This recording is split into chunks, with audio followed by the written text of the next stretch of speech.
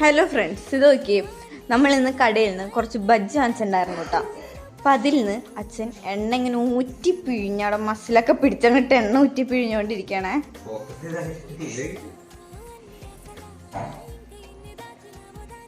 വേറൊരു 5 ബജ്ജി എന്നിട്ട് ഇത്ര എണ്ണ വന്നേക്കണിപ്പോ.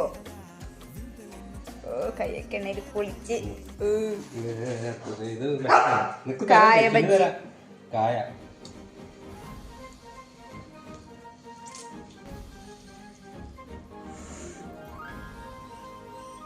എൻ്റെ ഇടയ്ക്ക് ലച്ചുവിനോട് പറഞ്ഞു, ലച്ചു ആ എണ്ണ കടിച്ചേറ്റി ഇതാൻ വേണ്ടി ലച്ചുവിന് ഇനി വേണമെന്ന് പറഞ്ഞ് കണ്ടിട്ട് ഇവിടെ ഇതിപ്പോ ഇത്ര ബജ്ജിന്നാണ് നമുക്ക് ഇത്ര എണ്ണ എന്തെണ്ണയാണാവോ, വെളിച്ചെണ്ണ എന്നൊന്നും പറയാൻ പറ്റില്ല.